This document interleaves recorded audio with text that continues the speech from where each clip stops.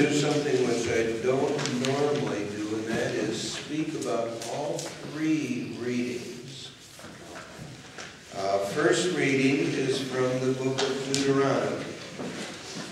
Now, you know that the first 5 books of the Old Testament are called the Torah, and they were initially listed as writings by Moses. Well, I'm sure you all good biblical scholars know that that's not the case. That what we have as the Torah came together over a long process from at least 3 different strands of writing, the last of which was primarily the book of Deuteronomy. If you look at the first chapter, the opening of it, it says, "These are the words of Moses." Moses was long dead when the book of Deuteronomy was composed. It was composed in the context of the exile in Babylon. And it is almost as if Moses, or if there was a Moses, was looking back over the whole history of the Hebrew people and saying, if you people had acted right, this wouldn't have happened. So now I'm going to set it out for you again so that in the future you can behave properly. That's the short synopsis of what Deuteronomy is about.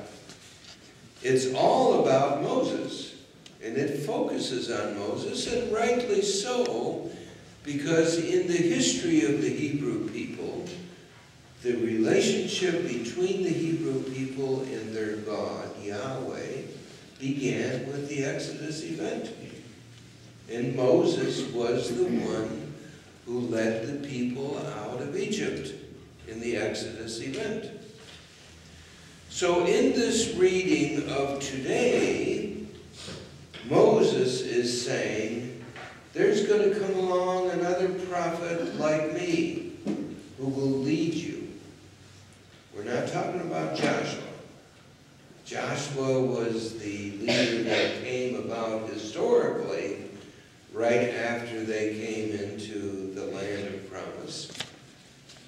But Christian scholars, people who came out of the awareness of Jesus as the Messiah, they look back to that text and say, here is the promise of the coming one, the Messiah.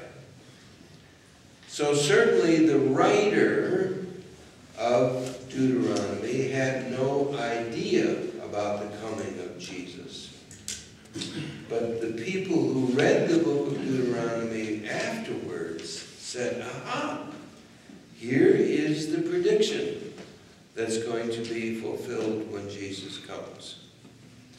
In my Baptist upbringing, we would say, this writer of Deuteronomy knew that this is what was going to happen. Well, I don't think so. But it's always easy to read things in hindsight, and you get a sense about how that reader, the writer, knew that something different was going to happen. And indeed, in the midst of the turmoil of the exile, the people were looking for something different. They had had enough of kings and other people who misdirected them. And so they were yearning for a new way, a new path. This was the messianic expectation that became part of Judaism in its late history, leading up to the time of Jesus. So that's the book of Deuteronomy. Read it not as history, but read it as a reflection on history. Next, the book of 1 Corinthians. We know in the New Testament there are 2 books or letters to Corinth, 1 Corinthians and 2 Corinthians. Biblical scholars who wrestle with this sort of stuff say that this probably is a composite of more than 2 letters that Paul wrote to them, and they got combined into this format. It seems that the Christian congregation at Corinth had a lot of struggles. First of all, it was composed of both Gentile Christians and Jewish Christians. There's conflict right there, because they have 2 different histories, 2 different ways of understanding what life is about. And in the book of 1 Corinthians, Paul addresses a number of these controversies. The one today is about eating meat that has been sacrificed to idols. Well, you all could just close your ears, because where have you gone to a grocery store where there's meat that's been sacrificed to idols? So we say that doesn't pertain to us. But let me tell you, it pertains more than what we think. And that is people with one set of ideas about how to live, trying to impose their will on people who have a different set of ideas. I grew up, as I've mentioned before, in the Baptist church. And we grew up with a very rigid legalism. One of which was, you can't go to movies. When I, as a kid, asked, why not? They would say, oh, you're not going to be a testimony. Testimony to who? Well, a testimony to the people who will see you going to the movie and think, aha, here's a Christian who's sinning. Well, the one time I did go to the theater as a teenager in Holland, there was no non-Christians who harassed me, but there were people from my church who did. Aha, we saw you going to the movie. It didn't crush their Christianity at all, but it certainly got them looking down their sacred noses at me for sinning. Well, some of the conflicts in church that we have as Episcopalians experienced are even more toxic than going to the movies. Think back to your time in recent time, how we fought over the right of women to determine if they were going to carry a pregnancy or not. And there were people who were so concerned that abortion was a sin that they wanted to condemn anyone who talked about freedom of choice. You know about that, don't you? I mean, that's part of our history as Christians, as Episcopalians. Or think about even a more toxic era, and that is dealing with homosexuality. I mean, there was a long, and it still exists, by the way, of Christian tradition that says homosexuality is evil. And you can't be a Christian and be a gay person.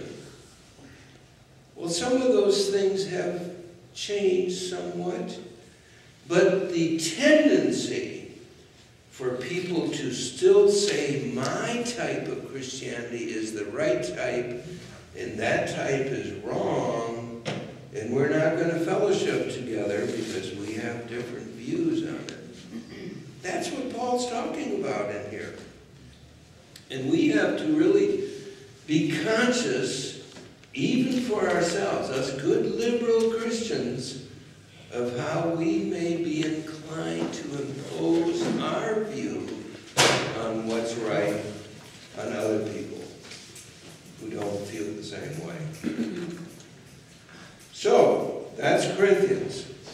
The last text that we have is the Gospel of Mark.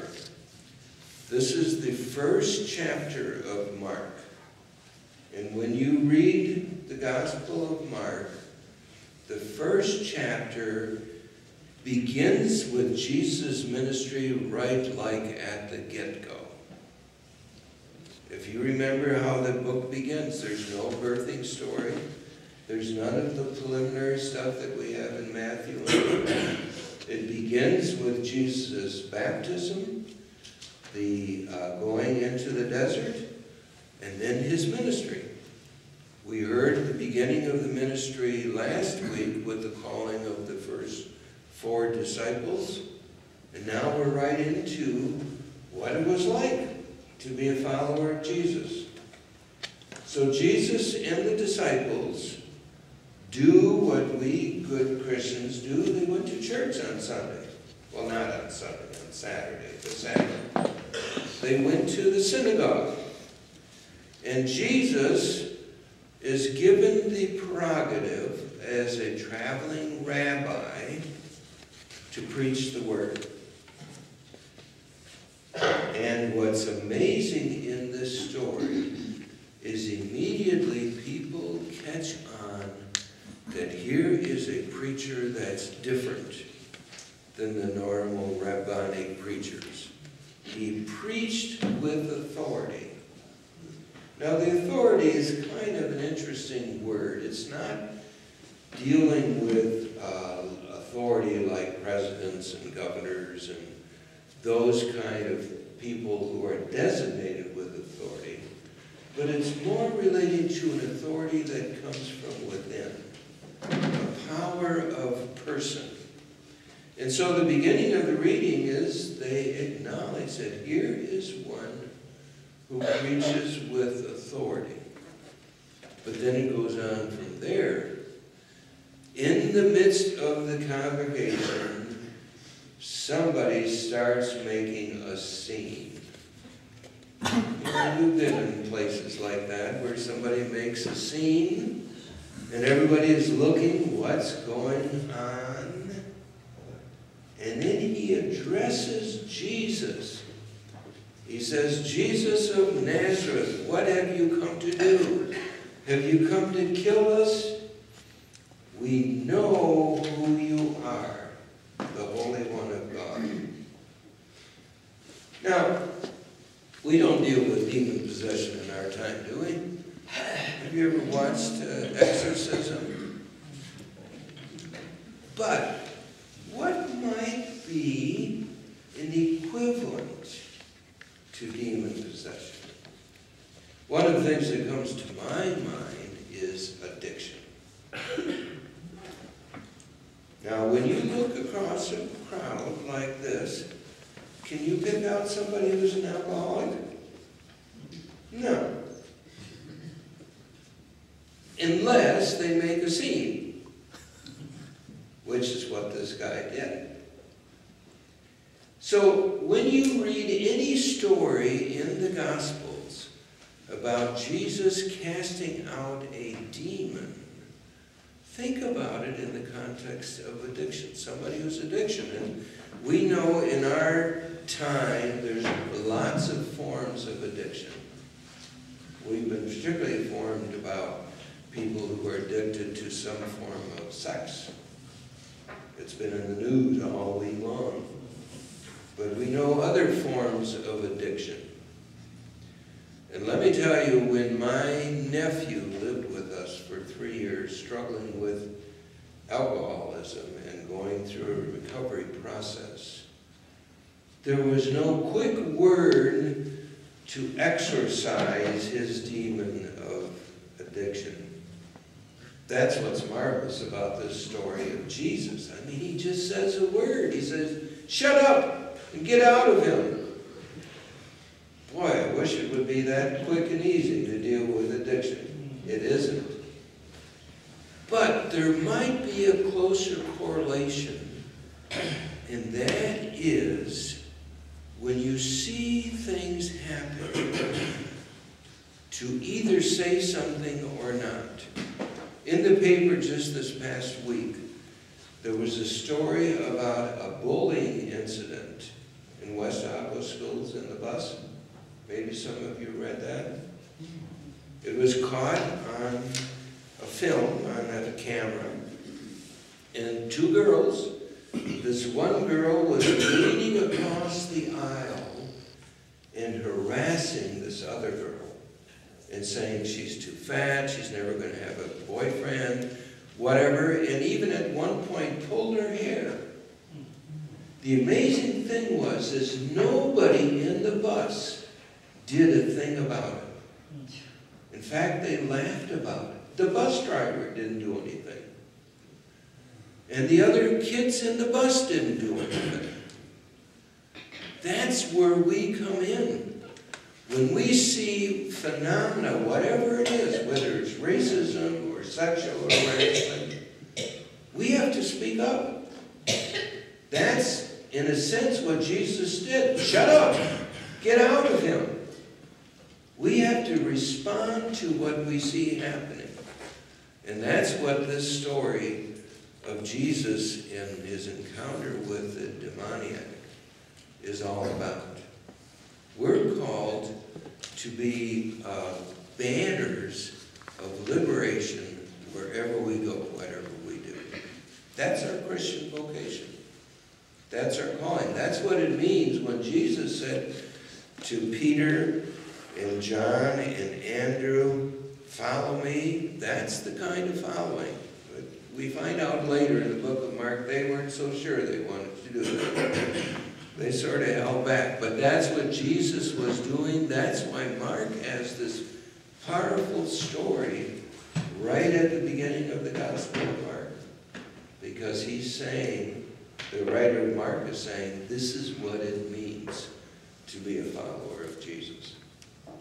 Amen. Amen.